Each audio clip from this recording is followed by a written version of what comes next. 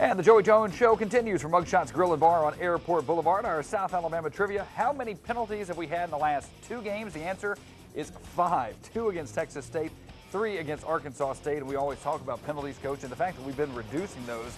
I mean, it just makes everything easier. I mean, it's fairly obvious.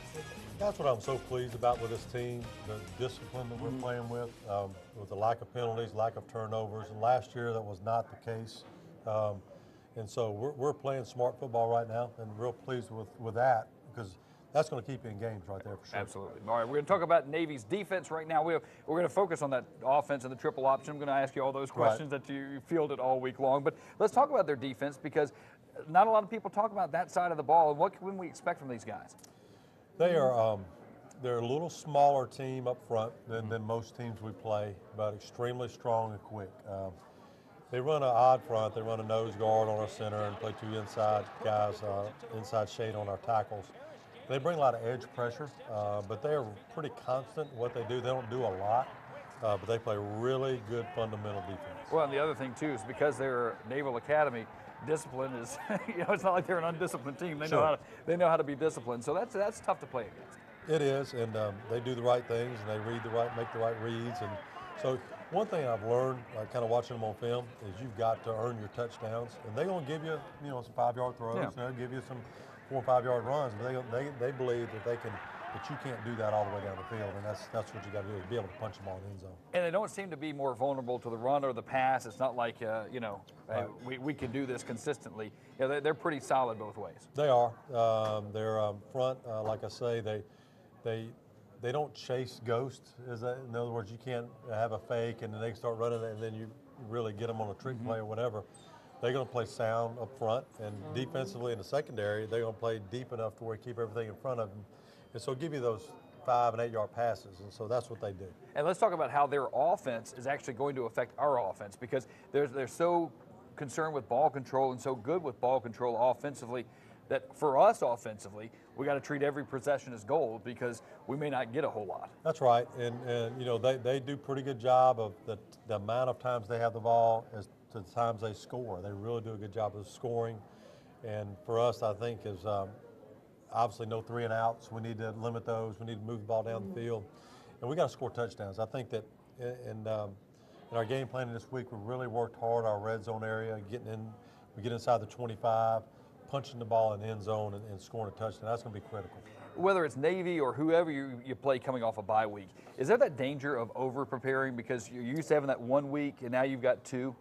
Or is that even possible? I don't know. As a coach, I say no. Right. Our kids, are they ready to play today?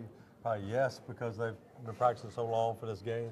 But I do think the amount of reps you get, if you do it in the right way, then I think that it helps you more than it hurts.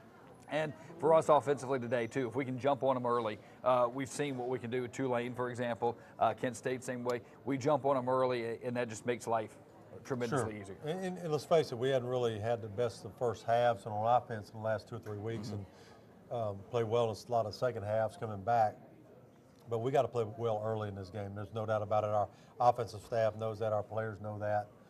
So that's a challenge to them as we come out. We better play well early. Well, when we come back, we're going to talk about the Navy offense and obviously that triple option, something that we'll be facing today. But right now, let's do our Mobile Gas player profile and talk to a defensive back with a hobby you may not expect. Here's more from Darius Morrow.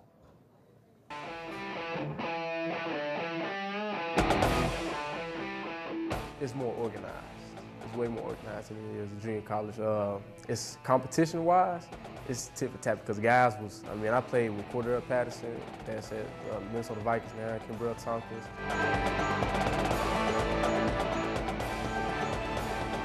Oh yeah, all the time. He's on my film, my highlight film I got a spring highlight film on YouTube. You'll see him on there, and then he'll get into it a little bit. But it was great. It was a great competition. Just because you're 6'4", no one receiver in the nation, I'm not finna take it. You didn't think then he was gonna be a first rounder, but that wasn't in your head. You just wanted to show him, I'm just the best guy. I'm the guy that's gonna give you work.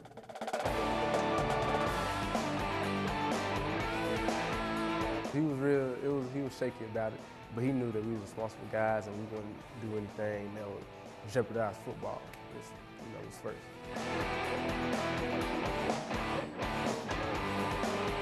My mother, she grew up in the church playing piano, so she played the organ piano. My grandmother and my aunties, and I followed after them.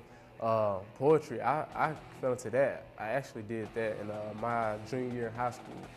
I didn't like my English class, but when she started getting into the literature and getting into different guys like County Cullen and just different poets, you know, Harlem Renaissance poets and stuff like that. I love those guys. So my favorite poet is Robert Frost, actually. So I like him. Now, when you pull that out in front of the ladies, do they go, come on? No, I mean, that's how I got my girlfriend.